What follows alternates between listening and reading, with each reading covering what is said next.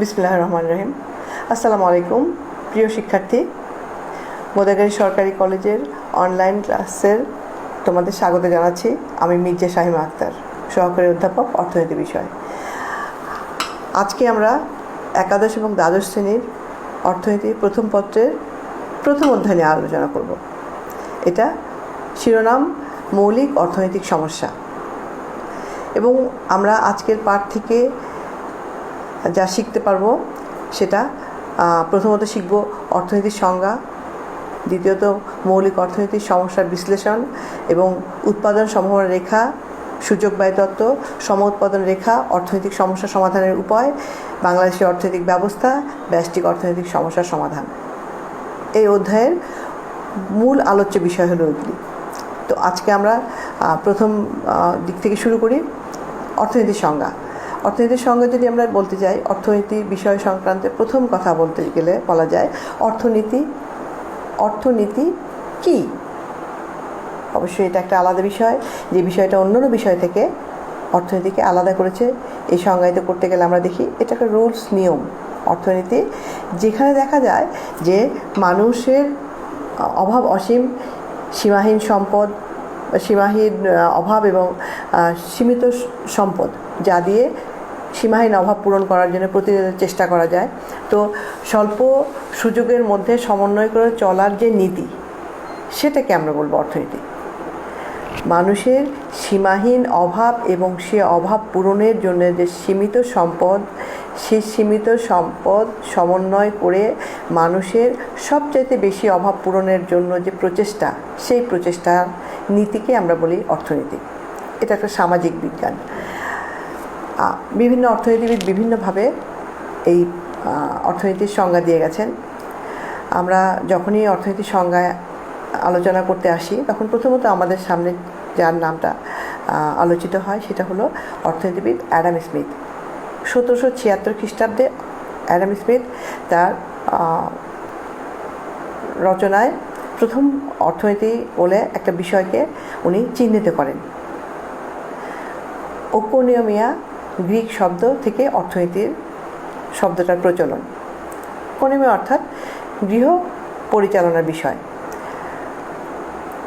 উৎসের দিকে যখন তাকাই আমরা, 1776 খ্রিস্টাব্দে অ্যাডাম স্মিথ যদি অর্থনীতির পূর্ণাঙ্গতা সংজ্ঞা আমাদের সামনে নিয়ে আসেন, তারপরে আমরা দেখি যে 1776 খ্রিস্টাব্দ না, খ্রিস্টপূর্ব প্রায় 350 বছর পূর্বে, অর্থাৎ খ্রিস্ট জন্মের প্রায় 350 বছর পূর্বে অ্যারিস্টটল, দার্শনিক অ্যারিস্টটলের বিভিন্ন মতবাদ থেকে আমরা একটা বিষয়কে দেখতে পাই, আমাদের সামনে আসে। সেটাও ছিল যে হাউসহোল্ড ম্যানেজমেন্ট মিনস গৃহ ব্যবস্থাপনা বিষয়। তো গৃহ ব্যবস্থাপনা বিষয় এই শব্দ থেকেই কিন্তু এই কথাগুলি, এই ব্যবস্থা থেকেই কিন্তু আজকের আধুনিক অর্থনীতির বিকাশ। অর্থাৎ গৃহের ম্যানেজমেন্ট বা গৃহ ব্যবস্থাপনা করার জন্য, অর্থাৎ গৃহের আয় ব্যয় সংকুলান সমন্বয় করা, এই বিষয়ে এটা একটা বিষয় ছিল যেটা কিনা মানব সভ্যতার প্রথম থেকেই আমরা অর্থনীতির পরিচয় পেয়ে যাই। তো 1776 খ্রিস্টাব্দে, অর্থাৎ খ্রিস্ট জন্মের 1776 খ্রিস্টাব্দে যখন আমরা অ্যাডাম স্মিথের তত্ত্ব থেকে পাই যে অর্থনীতি হলো এমন একটা বিষয় যা কিনা জাতিসমূহের সম্পদের প্রকৃতি এবং কারণ অনুসন্ধান করে। অর্থাৎ প্রতিটা জাতি, মানব জাতির প্রত্যেকটা সমাজ যে সম্পদগুলি পায়, সেই সম্পদগুলি কী ধরনের সেটা ব্যবহার করা হয়, কীভাবে সে মানুষের অভাব পূরণ করে, সে সংক্রান্ত বিষয় নিয়ে আলোচনা করে। এটা হলো অ্যাডাম স্মিথের অর্থনীতির সংজ্ঞা ছিল, আলোচিত বিষয় ছিল এটা, যে যেখানে সম্পদ নিয়ে আলোচনা করা হয় বেশি।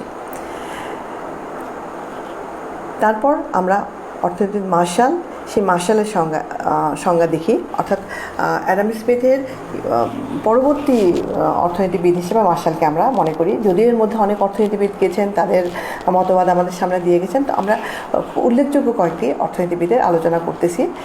সেখানে দেখা যায় মার্শাল বলে গেছেন যে সম্পদের কথা বললে, সম্পদ নিয়ে আলোচনা করলে শুধুমাত্র সম্পদ কখনো মানুষের কল্যাণে যখন ব্যয়িত হয়, অর্থাৎ উনি শুধুমাত্র সম্পদের প্রকৃতি নিয়ে আলোচনা করেন না, মার্শাল আর একটু বেশি করে বলে গেছেন, যেখানে মানব কল্যাণ নিহিত আছে। মার্শালের অর্থনীতির যে সংজ্ঞা আমরা পাই, সেখানে উনি বলে গেছেন যে মানব জীবনের সাধারণ কার্যাবলী আলোচনা করে যে বিষয়, সেটাই অর্থনীতি। অর্থাৎ মানব জীবনের সাধারণ কার্যাবলীতে বোঝাই যায় যে সকাল থেকে সন্ধ্যা অবধি মানুষ যে প্রতিদিন যে কাজগুলি করে, সেটা সে দেখে যে তার কী অভাব আছে এবং সে অভাব পূরণের জন্য সে কীভাবে সক্রিয় থাকবে এবং সর্বোচ্চ অভাব পূরণের জন্য সে কীভাবে কাজ করতে পারে। তো সারাদিন তো মানুষ এই কাজগুলি করে, তো দৈনন্দিন কার্যাবলীর মধ্যে অর্থনীতি আমাদের ওতপ্রোতভাবে জড়িয়ে আছে। এরকম অর্থনীতিবিদ আরও কিছু অর্থনীতির মধ্যে আসলেন, তারা বিভিন্ন তাদের তথ্য দিয়ে গেলেন। অতঃপর আমরা সবচেয়ে আধুনিক একটা অর্থনীতির সংজ্ঞা পেলাম, সেটা হলো এল রবিন্সের সংজ্ঞায়। এল রবিন্স, অর্থনীতিবিদ এল রবিন্স, উনি তিনটে বিষয়কে উপজীব্য করে তার সংজ্ঞা দিয়ে গেলেন। সেখানে বললেন যে মানুষের অভাব অসীম, সম্পদ সীমিত এবং সেই সীমিত সম্পদ আবার বিকল্পভাবে ব্যবহারযোগ্য, এবং মানুষের সারাক্ষণের যে সমন্বয় করার ব্যাপারটা থাকে, যে মানুষ তার অসীম অভাব সীমিত বিকল্প সম্পদ দিয়ে পূরণ করার জন্য যে কার্যাবলী করে থাকে, যে কাজগুলি করে থাকে বা সমন্বয়ের জন্য মানুষ যে চেষ্টা করে থাকে, সেটাই হলো সেই আচরণটাকে আমরা অর্থনীতি বলে থাকি। তাহলে কী থাকছে, এল রবিন্সের সংজ্ঞায় আমরা সংজ্ঞায় পাচ্ছি যে অর্থনীতি এমন একটি বিজ্ঞান যা মানুষের অসীম অভাব এবং বিকল্প ব্যবহারযোগ্য সীমিত সম্পদের মধ্যে সমন্বয়কারী মানুষের আচরণকে আলোচনায় নিয়ে আসে। এখন আমাদের আলোচনার উল্লেখযোগ্য আরেকটি অংশ পরবর্তী আসছে, যে মৌলিক অর্থনৈতিক সমস্যা। মৌলিক অর্থনৈতিক সমস্যা, মৌলিক অর্থনীতির শব্দের মধ্যেই বোঝা যাচ্ছে যে এটা আপামর জনতার সমস্যা, আপামর মানুষের সমস্যা। সমাজের যে কোনো মানুষের জন্য যে সমস্যাটা এক, সেই সমস্যাটাকে আমরা বলি মৌলিক সমস্যা। মৌলিক সমস্যাটা কী ছিল? মৌলিক সমস্যার দিকে তাকিয়ে বলা যায় যে সমাজে প্রত্যেকটা মানুষ কতগুলি সমস্যার সম্মুখীন হয়। সীমিত সম্পদ এবং অসীম অভাব, সীমিত সম্পদ এবং অসীম অভাব, এই দুয়ের সমন্বয় সাধন করতে গিয়ে যে সমস্যায় মানুষ পড়ে যায়, সেই সমস্যাগুলিকে আমরা বলি মৌলিক অর্থনৈতিক সমস্যা। কারণ এই সমস্যাগুলি ধনী গরিব সাদা কালো নির্বিশেষে সব মানুষই এই সমস্যায় পড়ে। অর্থাৎ তার অসীম অভাব পূরণ করার জন্য সম্পদ কখনোই প্রচুর থাকে না, সবসময় অপ্রতুল থেকে থাকে। তো মৌলিক অর্থনীতির প্রধানতম সমস্যা হিসেবে আমরা চিহ্নিত করি দুটো সমস্যাকে। প্রথম হলো দুষ্প্রাপ্যতা এবং দ্বিতীয়ত নির্বাচন। দুষ্প্রাপ্যতা কী ধরনের সমস্যা? অভাবের তুলনায় অভাব পূরণের সুযোগ বা সম্পদ তার স্বল্পতা, অসীম অভাব বা অনেক অভাবের তুলনায় অভাব পূরণের সুযোগ বা সম্পদ স্বল্প, এবং এই স্বল্পতাকেই বলা যায় দুষ্প্রাপ্যতা মূলত। এবং এই সমস্যার হাত ধরেই পাশাপাশি এপিটুকুট হয়ে যে আর একটা সমস্যা আমাদের প্রধান মৌলিক অর্থনৈতিক সমস্যার মধ্যে আছে, সেটা হলো নির্বাচনটা। অর্থাৎ সীমিত সম্পদ দিয়ে প্রচুর অভাব পূরণ করার জন্য তাকে মানুষকে সমস্যার মধ্যে দিয়ে যেতে হয়। এখন দেখা যাচ্ছে সে যখন তার সীমিত বা স্বল্প সম্পদ নিয়ে যখন অভাব পূরণ করার জন্য যাবে, তখন তার সামনে অভাবগুলির গুরুত্ব অনুযায়ী কোন অভাবটা আগে পূরণ করবে সেটা তাকে নির্বাচন করতে হয়। এবং এই নির্বাচন করতে যেয়ে মানুষ কিন্তু নতুন সমস্যায় পতিত হয়, যেটাকে আমরা নির্বাচন সমস্যা বলে থাকি। তাহলে মৌলিক প্রধান সমস্যা ছিল প্রধানত দুষ্প্রাপ্যতা এবং দুষ্প্রাপ্যতার সঙ্গে সঙ্গে নির্বাচন। এখন অধ্যাপক P.S. স্যামুয়েলসন উনি অর্থনীতির আরও আধুনিকতায় উনি বললেন যে P.S. স্যামুয়েলসন বলে গেলেন যে প্রতিটি সমাজের মানুষ সীমিত সম্পদ উৎপাদনের মাধ্যমে অভাব পূরণের জন্য চেষ্টা করে থাকে, এবং এই চেষ্টা করতে যেয়ে উনি আরও 3টা সমস্যায় পতিত হয়। মানুষ মৌলিকভাবে সীমিত সম্পদ দিয়ে উৎপাদনের মাধ্যমে যখন সমস্যা সমাধান করতে যায় তখন তাকে তিনটা সমস্যার মধ্যে দিয়ে যেতে হয়। প্রথমত ছিল সেটা যে কী উৎপাদন করা হবে, অর্থাৎ সীমিত সুযোগ বা সম্পদ দিয়ে উপকরণ দিয়ে কী উৎপাদন করা হবে এবং কতটা পরিমাণ উৎপাদন করা হবে। এটা হলো স্যামুয়েলসনের মৌলিক অর্থনৈতিক সমস্যার প্রধান সমস্যা। দ্বিতীয় সমস্যা যে উৎপাদনের ক্ষেত্রে আমরা দেখি সমাজে প্রচলিত দুটো পদ্ধতি আছে। উৎপাদনের সম্পন্ন করার জন্য আমরা প্রচলিত দুটো পদ্ধতি দেখি।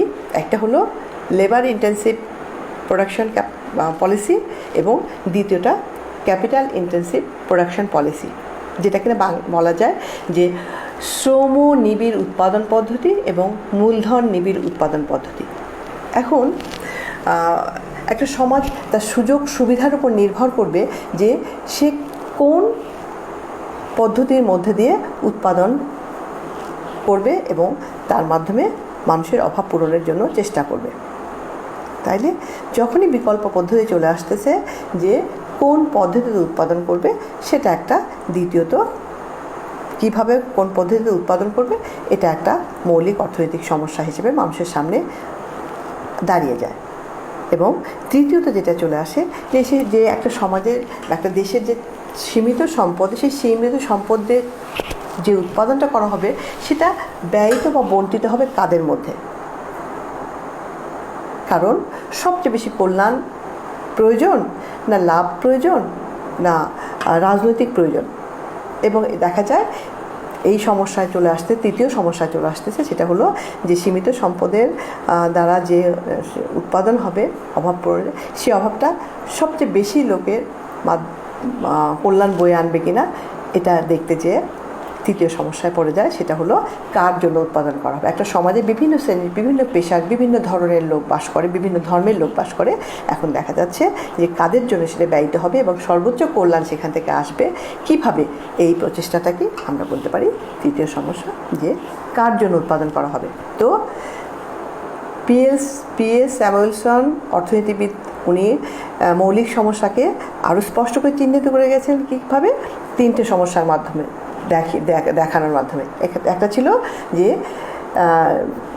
কী উৎপাদন এবং কী পরিমাণ উৎপাদন করা হবে, দ্বিতীয় ছিল কী পদ্ধতিতে উৎপাদন করা হবে, এবং তৃতীয়ত ছিল যে কার জন্য উৎপাদন করা হবে।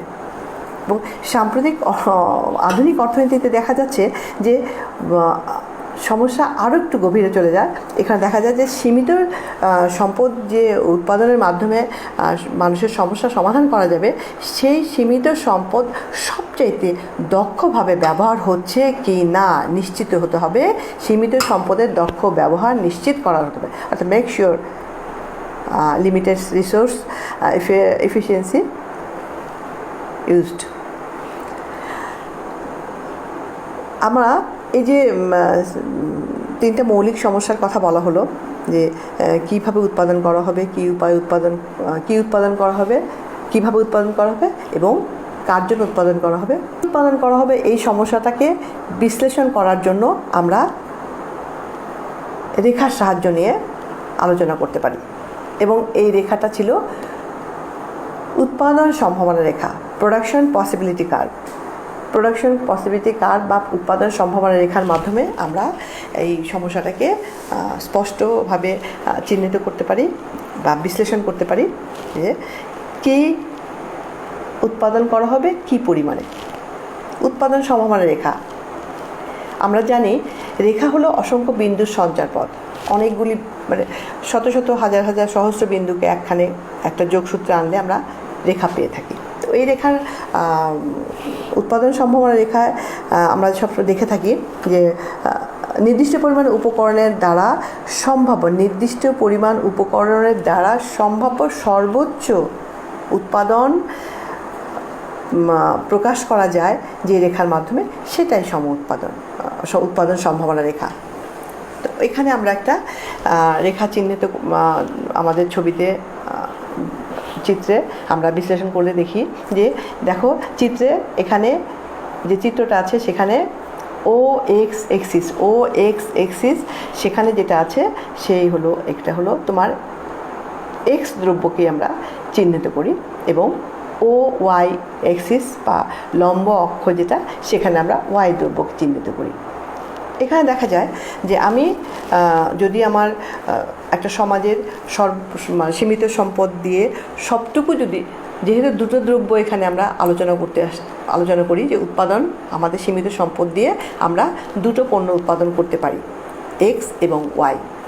যদি আমি আমাদের হাতে পাওয়া প্রাপ্ত সম্পদকে যদি এক্স দ্রব্য উৎপাদনে ব্যয়িত করি, তাইলে আমি এই এ বি উৎপাদন সম্ভাবনা রেখার ও বি পরিমাণ এক্স দ্রব্য উৎপাদন করতে পারবো, এবং ওয়াই দ্রব্য উৎপাদিত হবে না তখন।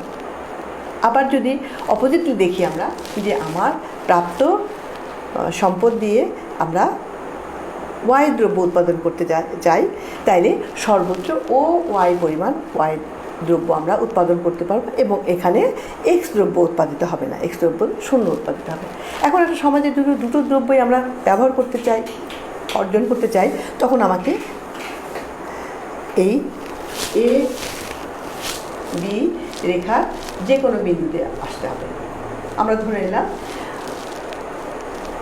ও, যখন আমরা এই রেখায় এই ছবির রেখায় আমরা দেখতে পাচ্ছি যে যদি আমি 0 থেকে 80 একক পর্যন্ত যদি ওয়াই দ্রব্য আমি উৎপাদন করতে যাই, তাহলে আমি 60 একক পর্যন্ত এক্স দ্রব্য উৎপাদন করতে পারবো। অর্থাৎ আমার পুরো ওয়াই দ্রব্য আমি উৎপাদন না করে আমার সম্ভাব্য সম্পদ দিয়ে আমি ওয়াই দ্রব্য উৎপাদনকে কমিয়ে 80 একক পর্যন্ত ওয়াই উৎপাদন করব, এবং তাতে আমি যে সম্পদ দিয়ে সীমিত সম্পদ দিয়ে আমি এক্স দ্রব্য 60 একক পর্যন্ত উৎপাদন করতে পারবো। কিংবা সেটা আমরা সি, এই উৎপাদন সম্ভাবনা সি বিন্দুতে দেখাই। এখন ডি বিন্দুতে আমরা কি দেখি? ডি বিন্দুতে দেখতেছি যে এখানে আমার এক্স দ্রব্য আরও বেশি উৎপাদন করতে পারছি, কিছুটা ওয়াই দ্রব্য কমিয়ে দিই। অর্থাৎ এখানে যদি 90 একক আমি এক্স দ্রব্য উৎপাদন করতে পারি, তাইলে আমি ওয়াই দ্রব্যের পরিমাণ কমে হবে আমার প্রায় 50 একক। এখানে সিদ্ধান্ত দেওয়া সহজ হয়ে যাবে যে কত পরিমাণ উৎপাদন আমরা কোন দ্রব্য উৎপাদন করব এবং কত পরিমাণ উৎপাদন করব, যেটা কিনা আমরা উৎপাদন সম্ভাবনা রেখায় দেখতে পেলাম। এবং এই রেখা দিয়ে কিন্তু আমরা সুযোগ ব্যয়ের ধারণাটিও ব্যাখ্যা করতে পারবো। পরবর্তী আলোচনায় আমরা সেটা নিয়ে আসবো। এখন সমস্যার দ্বিতীয় পর্যায়ে আসি আমরা। এখানে দেখা যাচ্ছে কিভাবে উৎপাদন করা হবে বা কোন পদ্ধতির মাধ্যমে উৎপাদন করা হবে। আমরা একটু আগে জেনে এসেছি যে উৎপাদন পদ্ধতি দুটো, প্রচলিত উৎপাদন পদ্ধতি দুটো, একটা শ্রম নিবিড় উৎপাদন পদ্ধতি এবং দ্বিতীয়টা মূলধন নিবিড় উৎপাদন পদ্ধতি। শ্রম নিবিড় উৎপাদন পদ্ধতি মানে বুঝতে পারছে যে যেখানে উৎপাদনের অন্যান্য উপকরণের তুলনায়, অর্থাৎ মূলধনের তুলনায় শ্রমকে বেশি কাজে লাগিয়ে উৎপাদন করা যায় মূলধন কম দিয়ে, সেটা আমরা শ্রম নিবিড় উৎপাদন পদ্ধতি। এবং মূলধন নিবিড় উৎপাদন পদ্ধতি সেটা যেখানে কিনা শ্রম কম ব্যবহার করে বহুল পরিমাণে ব্যবহার হবে মূলধন। আমরা ধরে নিই একটা সমাজে যে সীমিত সম্পদ আছে, সেই সীমিত সম্পদ দিয়ে আমরা বস্ত্র উৎপাদন করতে চাচ্ছি। এখন বস্ত্র উৎপাদন করতে গেলে দেখা যায় যে যদি আমরা অত্যাধুনিক কারখানায় যদি আমরা বস্ত্র উৎপাদন করতে যাই, তখন অত্যাধুনিক কারখানার এখানে মূলধন দ্রব্য আমার বেশি লাগতেছে, কিন্তু তুলনামূলক শ্রমিকের সংখ্যা কম লাগে। তাতে যে পরিমাণ উৎপাদন হবে সেটাও কিন্তু শ্রম কমিয়ে মূলধন বেশি দিয়ে আমরা যে পরিমাণ উৎপাদন করলাম, সেই একই পরিমাণ উৎপাদন আমরা কিন্তু আর এক পদ্ধতিতে করতে পারি। অর্থাৎ যদি আমরা একটা দেশে শ্রমিকের পরিমাণ বেশি থাকে বা সহজলভ্য শ্রম থেকে থাকে এবং মূলধন যদি সেখানে দুর্লভ থেকে থাকে, তখন আমরা দেখা যায় যে ওই একই পরিমাণ উৎপাদন কিন্তু আমরা করতে পারবো শ্রম বেশি দিয়ে এবং মূলধন কম দিয়ে। তো সম উৎপাদন রেখা বা আইসো কোয়ান্ট কার্ভ, এই রেখা দিয়ে আমরা সম উৎপাদন রেখার মাধ্যমে আমরা এই পদ্ধতিটাকে আরও ভালোভাবে আলোচনায় বা প্রকাশ করতে পারি। তো সমউৎপাদন রেখা কি? সমউৎপাদন রেখা হলো দুটি উপকরণ সমন্বয়ে সমপরিমাণ উৎপাদন নির্দেশকারী যে রেখা, সেই রেখাকে সমউৎপাদন রেখা বলে। অর্থাৎ সমউৎপাদন রেখার প্রত্যেকটা বিন্দুই একই পরিমাণ উৎপাদন নির্দেশ করে, একই পরিমাণ একক উৎপাদন নির্দেশ করে। শুধুমাত্র পার্থক্য থাকে যে সেটা উৎপাদন ক্ষেত্রে মূলধন বেশি ব্যবহার হবে না শ্রমিক বেশি ব্যবহার হবে। যদি মূলধন বেশি, আমরা ও ওয়াই অক্ষে বা লম্ব অক্ষে মূলধন দেখিয়েছি, এবং ছবির দ্বিতীয় ক্ষেত্রে দেখা যায় যে হরাইজন্টাল বা আনুভূমিক ক্ষেত্রে বা ও এক্স অক্ষে আমরা শ্রমকে প্রকাশ করেছি, এবং তাতে দেখা যাচ্ছে যে এ বা বি অর্থাৎ আইসোকোয়ান্ট বা সমউৎপাদন রেখার এ বা বি বিন্দু আছে ছবিতে। সে এ বিন্দুর দিক যদি তাকাও তখন দেখো যে এখানে কিন্তু আমাদের ক্যাপিটাল বা মূলধনের পরিমাণ বেশি ব্যবহার করা হয়েছে তুলনায় শ্রমের।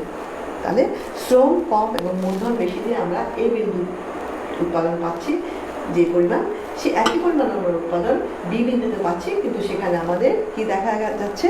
সেখানে দেখা যাচ্ছে শ্রম বেশি ব্যবহার হয়েছে এবং তুলনায় মূলধন কম ব্যবহার হয়েছে। তো আমরা এখানে আলোচনা এই ছবির সমউৎপাদন রেখার মাধ্যমে দেখতে পাচ্ছি যে একই পরিমাণ দ্রব্য উৎপাদন করার জন্য আমরা দুটো পদ্ধতি পেয়ে থাকি, হয় মূলধন নিবে কিংবা শ্রম নিবে। এখন এই সমাজ দেখবে যে তার সম্পদ প্রাপ্তির ভিত্তিতে সে দেখবে, তার সম্পদের প্রকৃতির কারণে দেখবে যে কোন ধরনের পদ্ধতি সবচেয়ে ভালোভাবে ব্যবহার করা যায় এবং সবচেয়ে ভালো সন্তোষ অর্জন করা যায়। তৃতীয়ত যেটা আসে সেটা হলো তৃতীয় সমস্যা, কার জন্য উৎপাদন করা হবে। একটা সমাজে, আমরা এর আগেও বলেছি, একটা সমাজে বিভিন্ন ধর্ম, বিভিন্ন পেশা, বিভিন্ন স্তর, বিভিন্ন বৃত্তের লোক থাকে, মানুষ থাকে। এখন যেহেতু সম্পদ সীমিত, সবার জন্য এই উৎপাদন সম্ভব না। এখন যাই আমরা কোন উৎপাদন করব, যে উৎপাদন সমস্ত মানুষ ব্যবহার করতে পারবে, সমস্ত মানুষের সবচেয়ে বেশি কল্যাণ বয়ে আনতে পারে। তো ওইখানে দেখা যাচ্ছে যে সবচেয়ে বেশি উপকার হবে যেটা, যেই উৎপাদন করলে সবচেয়ে বেশি মানুষ উপকৃত হবে একটা সমাজে। যেহেতু এখন কল্যাণ রাষ্ট্র বা ওয়েলফেয়ার স্টেটের ধারণা আমাদের সামনে আছে, এখন দেখা যায় একটা রাষ্ট্র সিদ্ধান্ত নেবে যে সবচেয়ে বেশি কল্যাণ কোথায়, কোন পর্যায়ের লোকের জন্য হবে এবং তারা কী ধরনের দ্রব্য ব্যবহার করে এবং সেই দ্রব্যটা তাদের সন্তোষ আনে কিনা, এটার উপর নির্ভর করে উৎপাদন করবে, কার জন্য উৎপাদন করে। এটা আমি বললাম, কিন্তু একটা সমাজে কিন্তু এই সমস্যায় পড়ে যায় যে যে সীমিত সম্পদ দিয়ে যে উৎপাদন হবে, সেই উৎপাদনটা কাজে লাগবে কার, কে বেশি উপকৃত হবে। সুতরাং কার জন্য উৎপাদন করা হবে, এটা একটা সমাজের জন্য মৌলিক অর্থনৈতিক সমস্যা হিসেবে আমরা দেখি। আজকে এই পর্যন্তই। আমাদের আলোচনার শুরুতেই আমরা বলেছিলাম যে এই অধ্যায় থেকে আমরা কী কী জানবো। তো আজকে আমাদের যতটুকু জানলাম, আশা করছি তোমরা আমাদের সাথে থাকবে। আগামী ক্লাস আমরা পরবর্তী আলোচনাগুলো নিয়ে করবো, এবং ধরে নিচ্ছি আমরা যে অর্থনৈতিক ব্যবস্থা এবং অর্থনৈতিক সমস্যার সমাধানগুলি করা যায় কীভাবে, এগুলি আমরা আগামী ক্লাসে আলোচনা করব। আশা করি সাথে থাকো। সামাজিক দূরত্ব বজায় রাখো, মাস্ক ব্যবহার করো বাইরে আসার সময়, এবং স্বাস্থ্যবিধি মেনে চলো, সুস্থ থাকার চেষ্টা করো। সুস্থ থাকো। আশা করি সবাই ভালো থাকবা, এবং পরবর্তী ক্লাসে আমাদের সঙ্গে আবার দেখা হচ্ছে ইনশাআল্লাহ। আসসালামু আলাইকুম।